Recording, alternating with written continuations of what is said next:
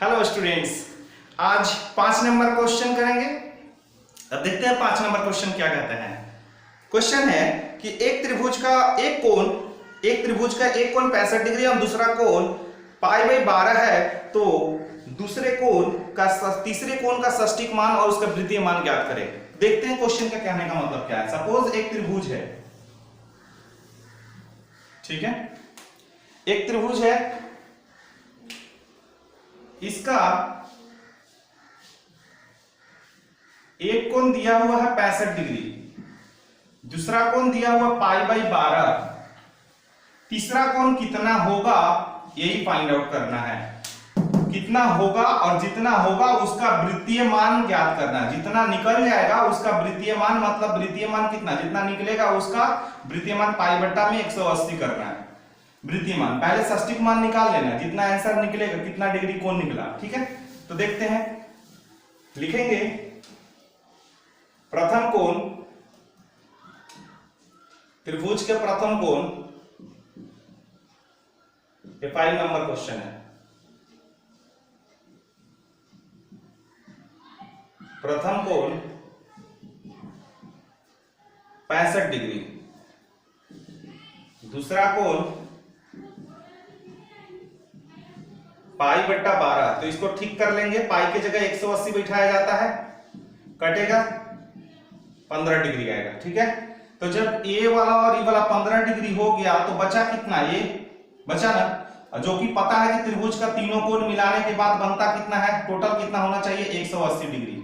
तो 180 डिग्री में से इतना पता चल गया, तो बचा हुआ जो कोण होगा इतना ही होगा। तो इतना पता है त्रिभुज का तीनों कोणों का योग,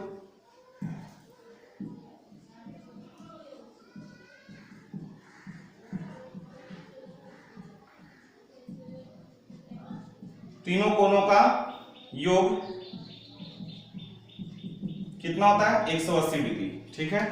तो अब हम लोग यहाँ तीनों कोणों को बैठाएंगे, तो इसीलिए मानना पड़ेगा कि माना यहां पे ऊपर मान लेते हैं 65 डिग्री से 15 डिग्री से ऊपर, माना तीसरा कोण x, ठीक है।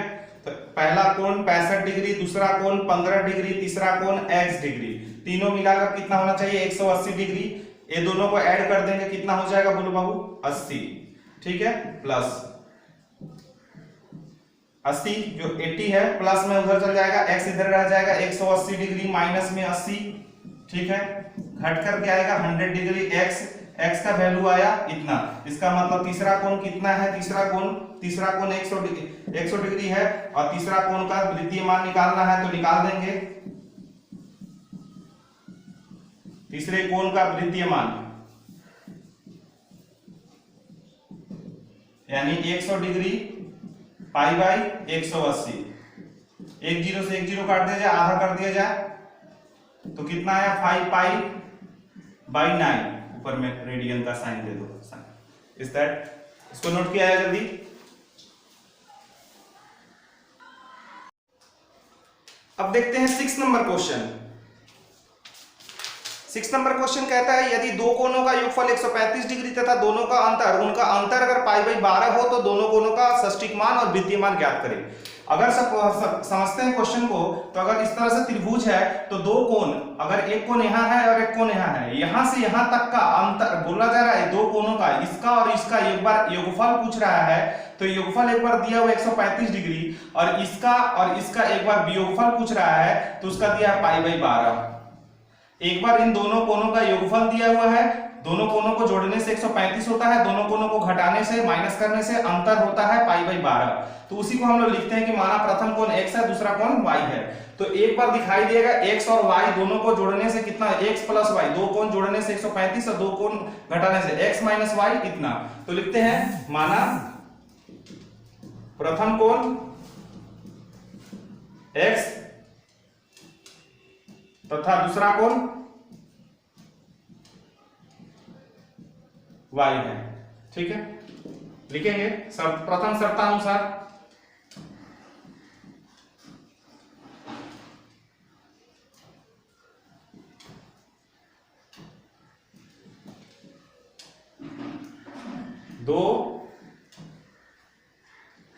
दोनों कोणों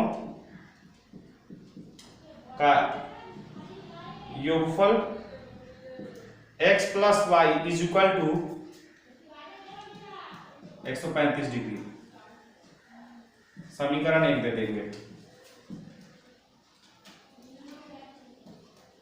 दूसरी शर्तानुसार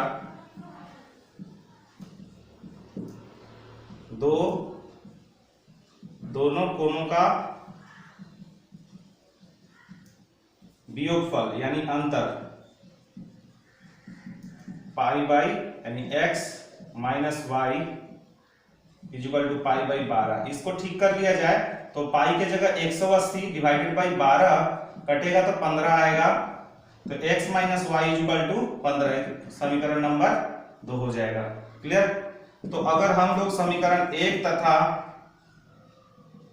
2 से तुलना करते हैं तो x प्लस वाई बराबर 135 होता है, ठीक है, और x minus Y equal to 15 होता है। इसको अगर प्लस माइनस में काट देते तो 2x हो जाता है, इसको 150 हो जाता है। x को नीचे रख करके 150 बटा में विलोपन विधि के द्वारा लगा करके बना देंगे तो इसका 75 आ जाएगा। x का वैल्यू निकल आया। प्रथम समी x का वैल्यू यानी प्रथम कोण x इक्वल टू 75। अब सेकेंड कोण, दूसरा कोण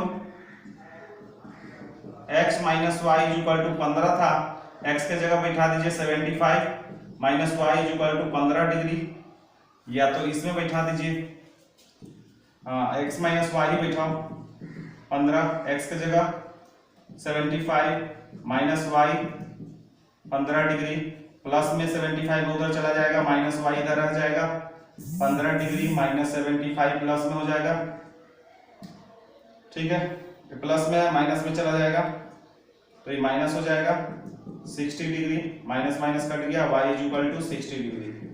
तो दूसरा कोण का मान इतना आया। दोनों का षष्टिक मान निकाल दिया जाए तो वृत्तीय मान कैसे होता है? वृत्तीय मान कितना होगा? प्रथम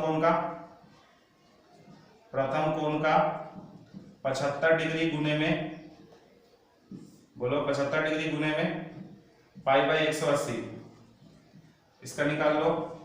और दूसरा कोण 60 डिग्री पाई बाई 180, इसका निकाल लो। अगर इसका निकालोगे 15 से काटो, 15 से काटने पर 5 बार में 12 बार में पाई 5 पाई c बाई 12 और इसका 34 18 पाई बाई 3 आंसर।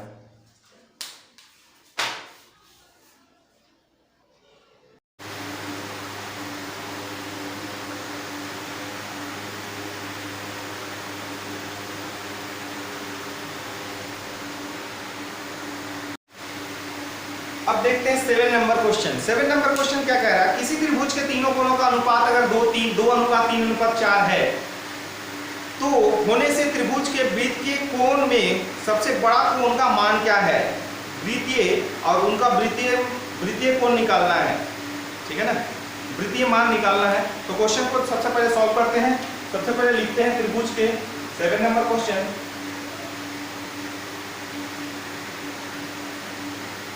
तीनों कोणों अनुपात, ठीक है, त्रिभुज के तीनों कोणों का अनुपात 2:3:4 है, ठीक है। इसमें प्रथम कोण कितना है? 2। इसका टोटलिंग कर दिया जाए, अगर अनुपातिक योग किया जाए तो 2 3 5 5 और 4 9, तो 2/9 हो गया प्रथम, और दूसरा कितना हो गया? दूसरा कोण 3/9, तीसरा कोण 4/9। लेकिन तीनों कोणों का अगर योग करके बताया जाए, त्रिभुज के तीनों कोणों का योग कितना होता है? तीनों कोणों को अगर जोड़ दिया तो 180 डिग्री। सबके साइड में 180 डिग्री रख के काट देंगे, सब पता चल जाएगा कौन कितना डिग्री एक त्रिभुज में होगा। 9 से काट दिया जाए 20 बार में, ये आएगा 40 डिग्री, ठीक है। अगर इसका काट दिया जाए 60 डिग्री, 80 डिग्री, ठीक है। तीनों त्रिभुज का तीनों कोण पता चल गया, इसका वृत्तीय मान निकालना है। या इसके बगल में ही निकाल देते हैं वृत्तीय मान 40 डिग्री पाई बाई 180, इसका भी वृत्तीय मान 60 डिग्री पाई बाई 180, वृत्तीय मान 80 डिग्री आया है पाई बाई 180। काट दिया जाए सबको, आधा कर देते हैं 2, आधा कर देते हैं 9, 2 पाई बाई 9, इसको करते हैं 4 18 3 पाई बाई 3, इसको करते हैं 4, इसको करते हैं 9, 4 पाई बाई 9। आंसर सबसे बृहत्तम यही हुआ, नोट कीजिए।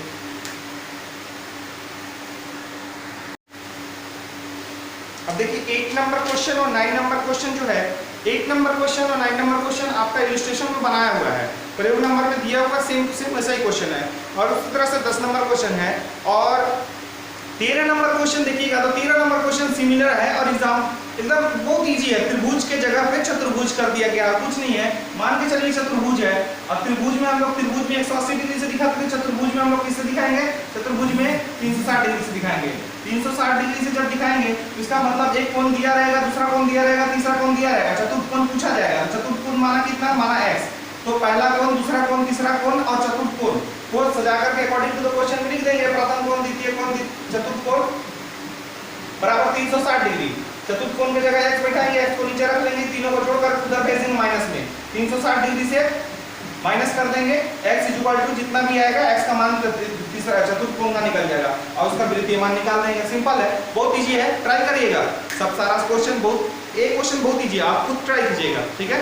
इसी के साथ लॉन्ग क्वेश्चन यहाँ पे। और अब देखते हैं एमसीक्यू में अगर कुछ प्रॉब्लम होगा तो बच्चे लोग आप लोग कमेंट करेंगे, हम जरूर बताएंगे।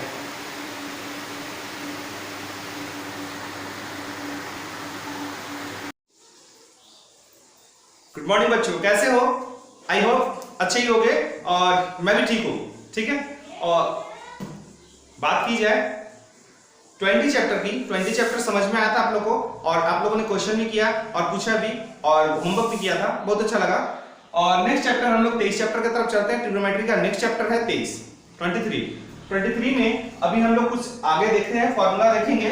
फॉर्मूला को बेस पे पाइथागोरस थ्योरम के, यानी कहने का मतलब है पाइथागोरस का जो रूल है उसके अनुसार समझेंगे। एक ट्रायंगल में, एक त्रिभुज के अंदर में क्या क्या होता है। नीचे वाले बेस, उसको बेस आधार बोलते हैं, इधर वाले को परपेंडिकुलर पी बोलते हैं, लंब बोलते हैं, परपेंडिकुलर इधर को हाइपोटेनियस एच बोलते हैं। सिंपल सी बात है, यहाँ पर भी कोण बनेगा, यहाँ पर भी कोण बनेगा। हम कोण को थीटा के अनुसार समझ सकते हैं, इसी के लिए हम लोग को 6 टेंजेंट को, कहने का मतलब इस जो ट्रिग्नोमेट्री में हम लोग जिसको यूज करते हैं उसका 6 नाम है, यानी sine, cos, tan. Sine theta, cos theta, tan theta, cosec theta, sec theta, cot theta.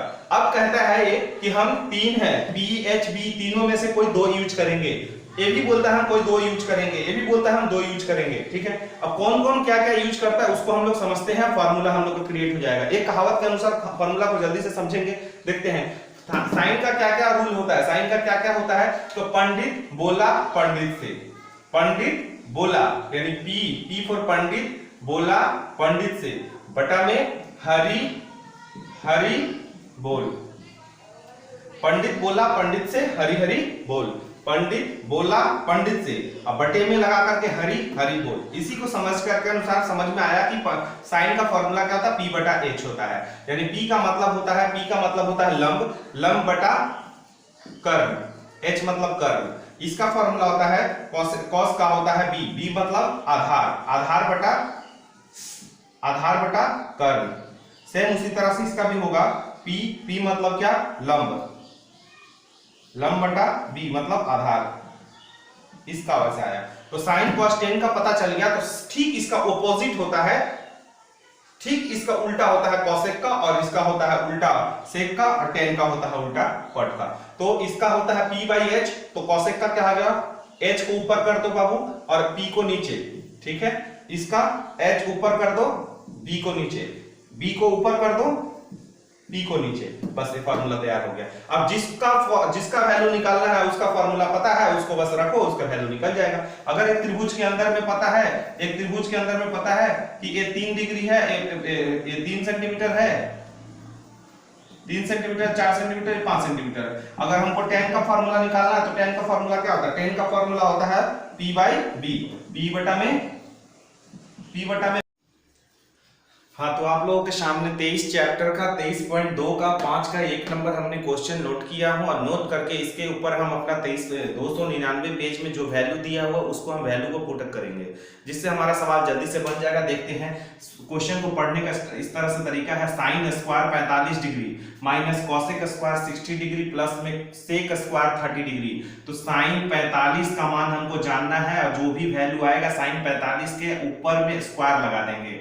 सेक 60 का मान, कॉसेक 60 का मान जो भी होगा उसका स्क्वायर करेंगे, सेक 30 का मान जो होगा उसका स्क्वायर करेंगे। अगर किसी सवाल के ऊपर में स्क्वायर नहीं दिया हुआ है तो सिर्फ सेक 30 का मान रख देंगे, अगर स्क्वायर है तो स्क्वायर हो लोअर स्क्वायर करेंगे, ठीक है। उसी तरह से साइन 45 का मान होता है 1 बाई में √2, ठीक है। साइन 45 का मान में आप जाइएगा, साइन 45 के मान में आप देखिएगा कि √2 1 बाई √2 दिया हुआ है, उसके ऊपर स्क्वायर लगाना, स्क्वायर लगा दिए, minus sec cosec square 60 degree, यानी कॉसेक का जब वैल्यू 60 डिग्री में आके देखिएगा, कॉसेक का 60 डिग्री में तो आपका वैल्यू आएगा 2 बाई √3 आएगा, 2 बाई √3 का, ठीक है, इस तरह से।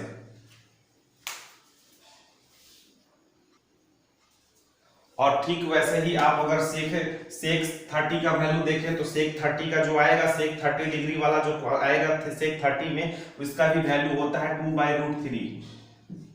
बस इसके आगे सवाल में प्लस है, इसके आगे सवाल में माइनस है, उसको लिख देंगे। देखते हैं, पता है कि 1 का स्क्वायर 1 ही होता है, लेकिन यहाँ पर स्क्वायर से रूट कटता है, 1 स्क्वायर से रूट कटेगा नीचे वाला, तो 2 का रूट कटेगा तो नीचे बचा कितना, 2 बचा, माइनस स्क्वायर से स्क्वायर 2 का ऊपर में रूट है तो 2 का स्क्वायर तो 4 हो जाएगा, लेकिन नीचे में स्क्वायर रूट है तो स्क्वायर से रूट कटेगा, नीचे में 3 होगा। उसी तरह से प्लस का साइन है, स्क्वायर 2 का स्क्वायर 4 होता है, उसी तरह से नीचे में स्क्वायर रूट कटेगा तो 3 होगा। इसीलिए एक बार पता चल रहा, आप करेंगे तो क्या करेंगे, बहुत सारे ऐसे जगह ऐसे पोजीशन में आएंगे तो आप एलसीएम लेना चालू करेंगे, एलसीएम लेकर के जो आएगा कट कुट करके पूर्णांक में आंसर बचेगा। लेकिन यहाँ पे सीधा सा आंसर समझ में आ रहा है कि 4/3 माइनस में 4/3 प्लस में है, कट गया, बचा आपका 1/2 आंसर, दैट इज आंसर। इस तरह से आप बनाने का कोशिश करेंगे, वैल्यू जो रहेगा बैठाइएगा, आपका बनते चला जाएगा बस।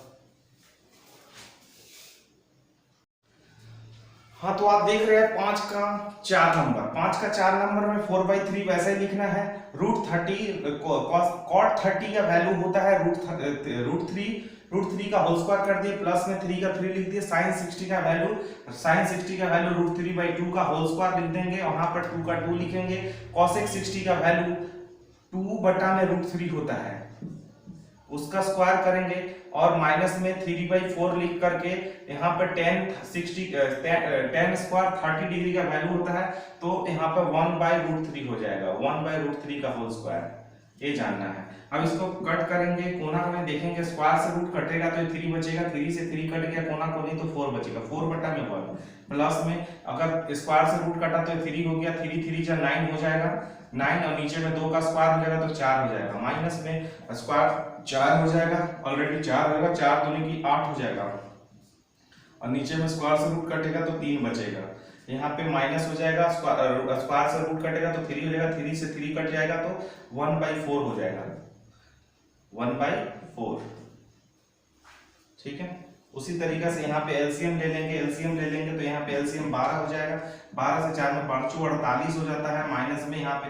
प्लस में होता है, यहाँ पे हो गया 4 से 12 को काटेंगे तो 3 9 27 होता है, माइनस में यहाँ पे 4 बार में 8 की 32 हो जाएगा, माइनस में यहाँ पे 4 से 3 बार में 3 आएगा, 48 और 27 को जोड़ने से होता है 75 माइनस में 35 बटे में 40, 12, अगर ये कटेगा तो हो जाएगा 40 बटा में 12, अगर 4 के टेबल में काटते हैं तो 10 बार में और यहाँ पे 3 बार में, इसको अगर पूर्णांक में तोड़ते हैं तो 3 सही 1/3 आंसर हो जाएगा, ठीक है।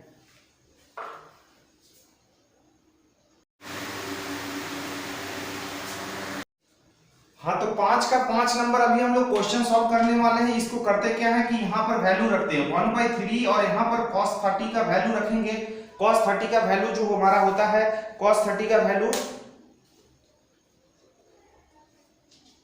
√3/2 1/2 का वैल्यू यहां पर भी रखेंगे cos 45 का 1/√2 होता है, 1/√2।